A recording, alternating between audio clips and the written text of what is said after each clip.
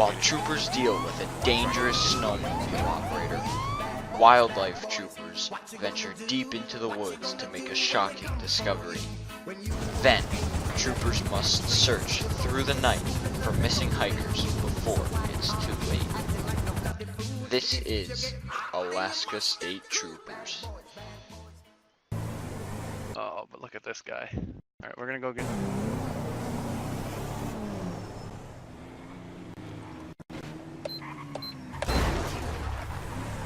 6 Bravo 1-4, just a status update for you. AFM's on scene. Vehicle secured at this time. Still locating. Trying to locate the body at this time.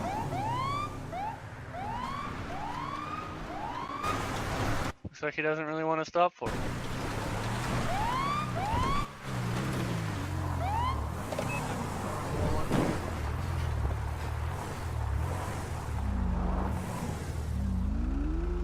Echo 1 bud. Be advised, I'm just having a little bit of trouble stopping the unit, but I have a 1036 for you now, whenever you're ready. Divert, go ahead. Bravo 7. 5 Bravo 7, go ahead. 10-8. Looks like we got this guy was driving recklessly. It's also illegal in the state of Alaska to operate a snowmobile on a paved road like to the hot dog stand by the 24/7. We're gonna we got a injured talk to this guy, see what he's possibly involved with the motor vehicle accident. now we're Yeah, we got him in custody for Sir, stand. just stay We're in beside an the alleyway snowmobile. somewhere off High Rate Avenue. We're just gonna look up his information, make sure everything comes up. Sir, For MACCOM Sir. to all units, go ahead and stand down. 4 Bravo 1, can you go ahead and continue response? sir, Lifting. yells out window. prior to Sir, get traffic. off the snowmobile. I'm tired. I don't want to stand. Can you do me a favor and at least sit on the back of it so you're not in the riding position? No. You just say no.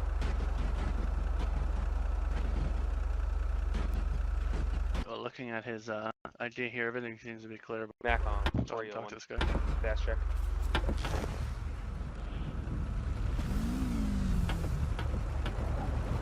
Sorry, Malcolm, was up for Echo 1-1? Tip for stats check. Tip for showing the scene at the MACCOM 5 Bravo 7. 5 Bravo 7, bud.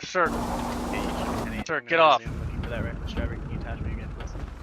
Tip for catching back on the Listen, man. Listen. Come back Let's to my just- car. I didn't mean to. It was an accident, all right? 1 8, go ahead. Come with me to my car. Fuck. My God. Tip for No, lean up against the Rambo. And Back up. stay It was an there. accident, man. If I see you move from this position, if I see can you you move send from a, this position, you're gonna be put in handcuffs. Do you understand? I didn't do anything wrong, man. I understand. Alhambra Now and I'm East telling Joshua you, if you Road, move, we got a male DOA. if you move from this Rambo, I'm gonna put you in handcuffs. I'll put my hands up, all right? All right, I'm not gonna do Don't need to anything. put your hands up. Just stay at that Rambo. And 4. MACCOM No, I 6 don't Bravo feel 1-4. safe. I'm just keep my hands up. Bravo 1-4. Alright, you can keep your hands up if you Go want. ahead and Now, have you, do you respond know why I stopped you to today? Alhambra Drive. No. I'm gonna be close to 818. Correction, 814. Alright, well, do you I'll understand in stand the state of there. Alaska it's illegal Alaska to Fire operate a Medical snowmobile on a Reporting road? Man, I see other people do it all the time. Yeah, well, nonetheless, it is illegal. MACCOM 5 Bravo 90. I don't see any other prick cops stopping Five Bravo people 90. bothering them. Why it gotta bother me? Alright, myself Well, and I'm 6 Bravo sure if the 69 cops saw got it, that, they would suspect in stop them. custody. But It's another High thing Rate is Avenue, you just at the corner between weaving in Toledo between the lanes Boulevard across and solid lines, barely Toledo missing Boulevard. vehicles. Postal code 9. It's a snowmobile, man. I could go off road and all that stuff. It's meant for that. No, it's not meant for endangering the lives of other travelers You on the go to road. repeat postal code. I wasn't Postal code's gonna be endangering all 9 lives. on that. Tip for Okay, well, speed code 4. Yeah, definitely. at this time, I'm gonna be writing you a citation Back on 5 Bravo 7. for 5 both Bravo 7, go ahead. reckless 23, operation of a 887. A motorized vehicle. Unable to locate. And operating a Can I get a vehicle description, snowmobile please? on a public road. Man, And I'm gonna go ahead and write that ticket for you right now. You just sit. All right, sir. Here's your ticket. west of the corner. Yeah. I'm just gonna need you to sign the bottom here. It's not an admission of guilt. It's just that you understand everything that's on the ticket. If you have any questions about the ticket, please let me know. And if you could sign it or ask me the questions now, please. Yeah. All right, thank you. Thank you, sir. Now you can continue operating that snowmobile. Just, I'd get away from the penitentiary and don't let me catch you on the road again, okay? Back Yeah. on 5, be advised, I just Alright. cleared that scene. There's nothing else we can do there. Good for. An update, guys. Back on 6 Bravo 4. Medical staff is at 19. Gonna be about 5 miles down. 10-4. As, I'll be standing by here waiting their arrival. Back As on the 401. subject we just interviewed mentioned, we get a lot of this in Alaska. People think they can operate their snowmobiles anywhere. A lot of people go out on the roads with Back on someone 4 trying to. EO1. Go ahead. Cash check. My situation is going to be code 4 and I'm going back 10 Mac, I'm 6 1 1-8, go ahead. You can try me back on service or any active calls. Yeah, so we have a Negative. lot of these guys operating their snowmobiles wherever they please, and it's dangerous for road users because they just User in your channel timed they out. tend to travel at high or low 401. speeds. Negative disposition. Also, it's very dangerous for them if they would be involved in an accident.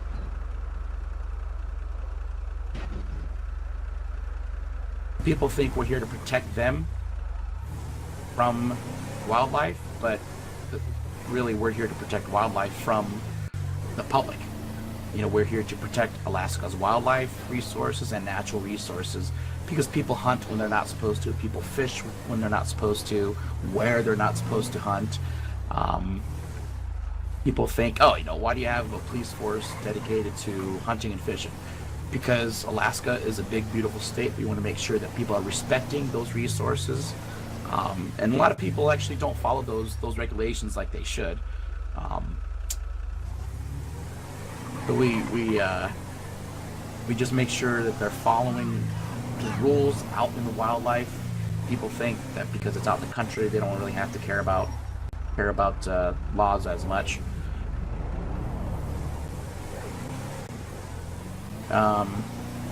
When it comes to fishing, I'm not that big of a stickler. Usually it's just people fishing and they can't see the signs. Definitely not fishing this time of year.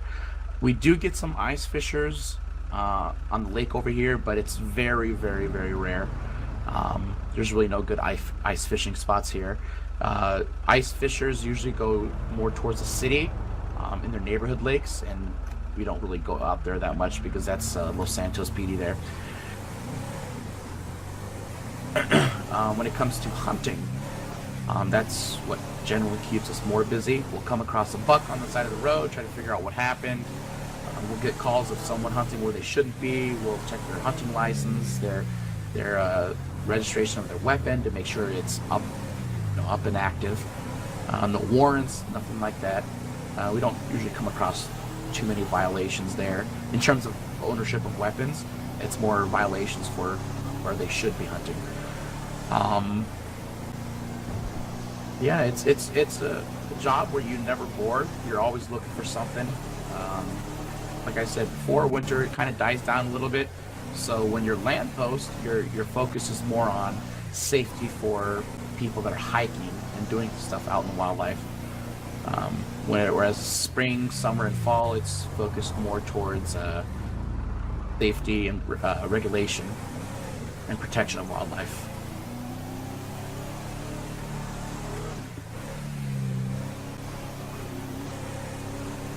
You get snow on dirt roads. It generally gets a lot more slippery.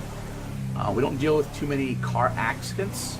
We usually call in the stadies, but yeah, sometimes we'll get a stranded vehicle on a path, and I don't have a winch on this truck, but we do have one on one of our other vehicles that we'll bring out and help them out if we can. If not, then they'll just leave it there. We'll give them a ride back to back to the detachment, or they'll, call a ride or whatever. All right, we're coming up to the valley. It was just a couple days ago. One of our troopers responded to a hiker, believe it or not. Came across a mountain lion, ran off to find cell signal, then called. They actually called a Stady. Then they dispatched us. MatCom called us over here.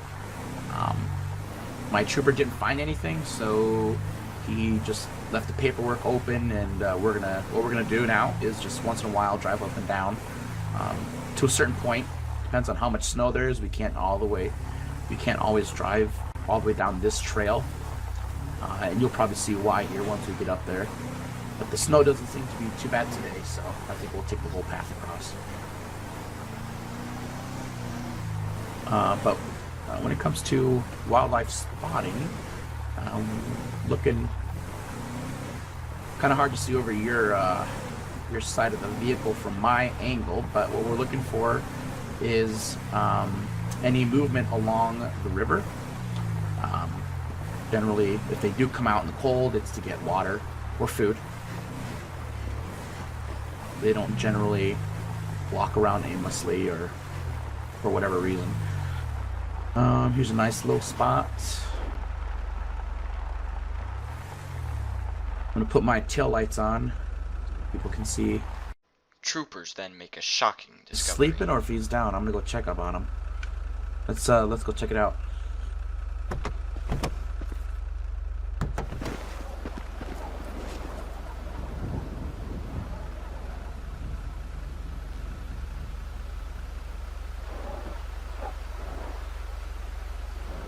Alright, for these situations, I'm not going to use a lethal weapon. If it does approach me and very aggressively, I'm going to get my tranquilizer gun. But we're just going to approach it very, very carefully.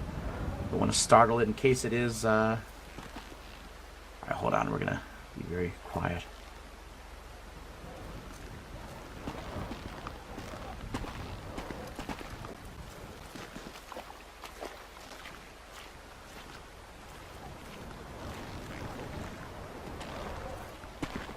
I'm gonna check it for a pulse. All right, there's no bullet holes. Doesn't look like it was hunted. There's no pulse. The poor guy's gone. He doesn't seem to have any ice or snow on his coat, so must have been. He's pretty warm actually. No bullet holes. No arrows. I don't know. Maybe he was sick. Doesn't seem to have any mange or loose fur. Huh.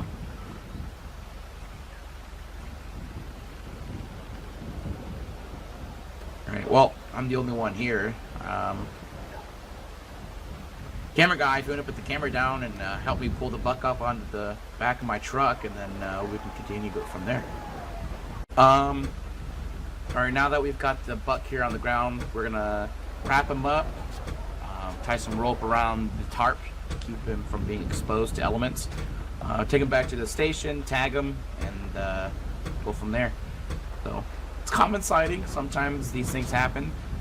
We don't know how he was killed, but we're not gonna waste time investigating that. There's no bullet holes, no entry or exit holes, so we're just gonna get him off the road here, get him off the path here, and yeah, it happens. Go for 5 Whiskey 9.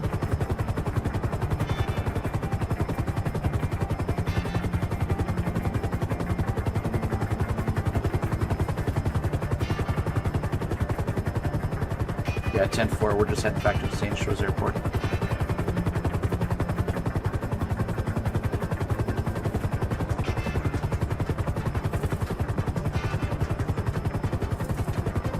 Yeah, 10-4, we can do a sweep of the valleys, and we'll do a sweep through, and we'll get back to you.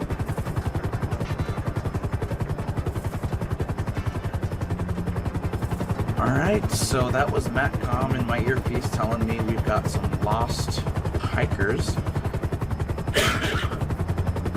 They were last seen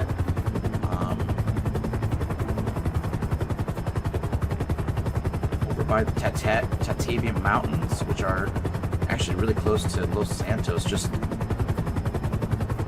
actually northeast of Los Santos, there's the dam. They were last seen hiking through there. And another spotting. They seem to be doing a hiking trip all up the east coast. So we will start south and work our way up the east coast. We're going to start over by power station.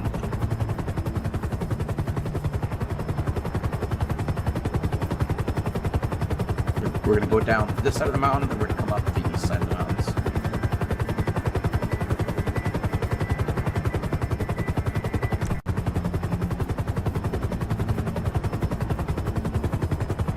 Something we try to do is we do during the school year, in the spring and beginning of the school year in autumn, we try to educate kids on how to identify animals and different kinds of fish.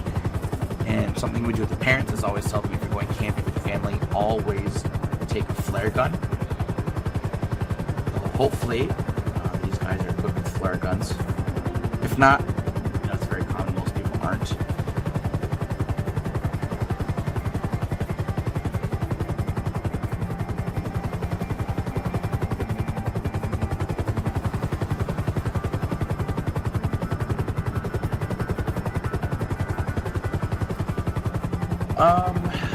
During the summertime, we get maybe 3 to 5 calls from hikers saying that they don't know where they are and they start panicking. But truly lost hikers, it's very few. During the summer season, maybe 2 or 3 that are considered lost within 72 hours by the family. But generally, hikers themselves who call in, they're not really lost. It takes us just like a couple hours to find them. But we don't get that many.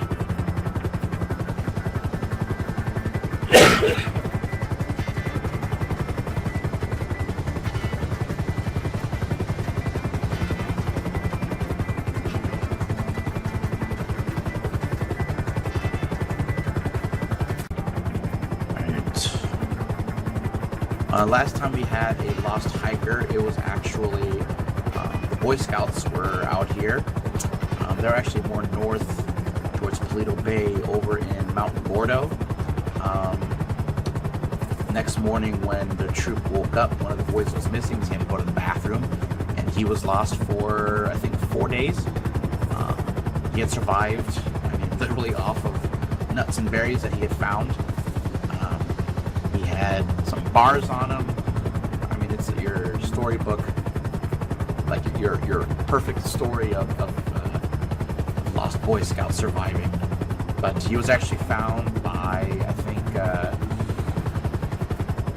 think it was actually one of our volunteers.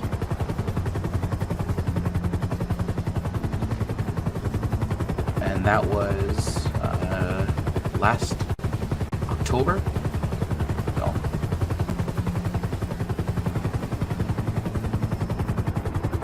Won't be out here because they would have had cell signal unless their cell phone died. We don't have too much information from Matcom. So, like I said, just doing a quick sweep over, and then we'll do a better organized trip when I have more members on the staff, or more members on duty. Coming up to a road here that turns into a trail.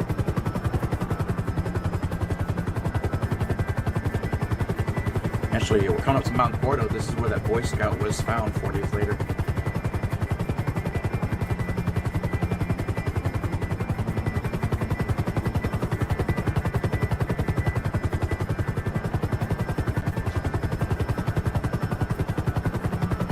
follow this path here.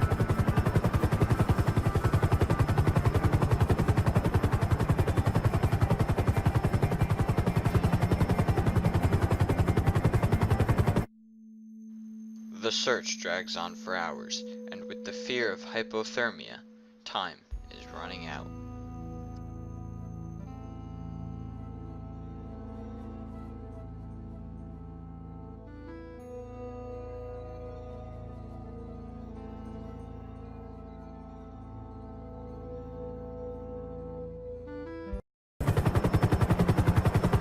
Kind of circling back to that weather station we checked on earlier.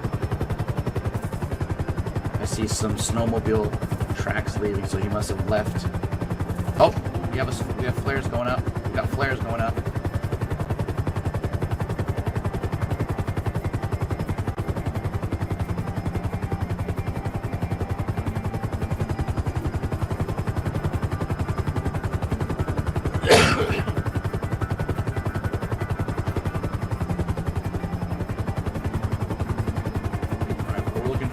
Flat area. Go back up to the station there, hike down and rain. I don't know why they wouldn't just go to the station. Anyway, get on the loudspeaker here. Attention, this is Alaska Wildlife Troopers. We're going to be landing up at the top of the mountain here, and we're going to be hiking down to retrieve you. Stay still.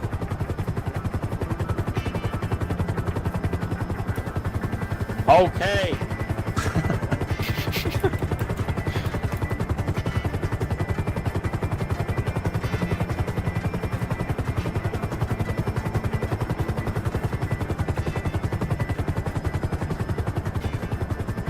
Gotta get to the helicopter. No.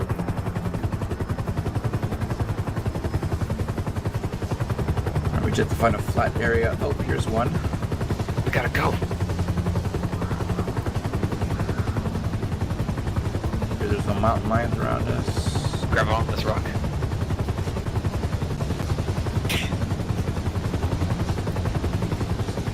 Bring her back a little bit. Just sit right here. Alright, let's go get him.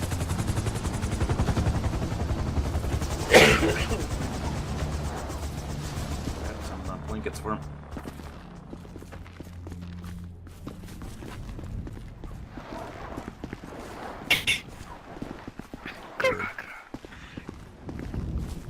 It would be the perfect.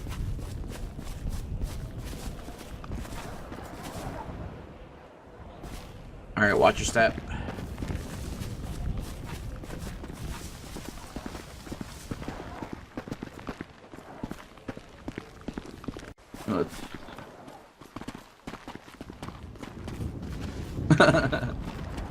Here, let's use these rocks as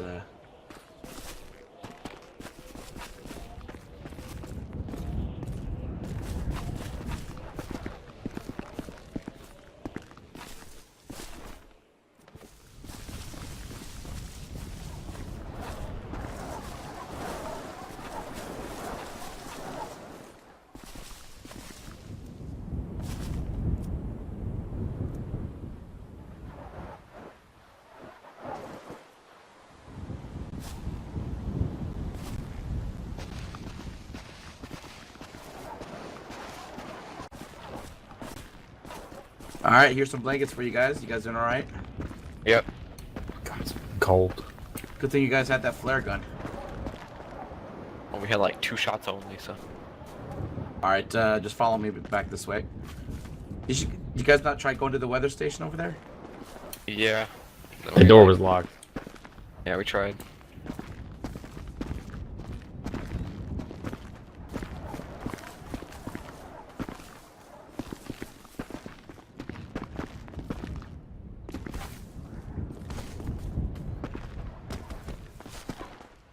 None of them.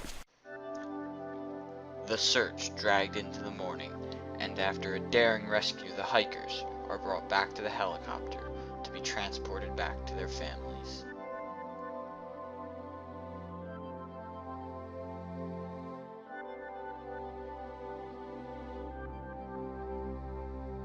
They said they don't need too much medical attention. But we're going to take them just to get checked up, make sure they don't have hypothermia or anything else. But that's the first thing we do. If we don't have the co-pilot, if I don't have a co-pilot with me, which we should always have one, but this is a special emergency situation. First thing we always do is make sure they get medical attention, regardless if they say they need it or not. If they refuse it, then obviously they refuse it, but only so much we can do as law enforcement officers. I survived Mount Gordo.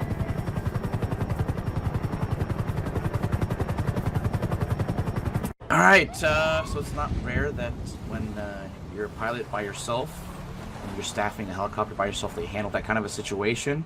I didn't expect to come across them. It was just a quick sweep to see if I found any signs of lost hikers, but lo and behold, shot those flares, had to do what I had to do. Another day in the life of air post.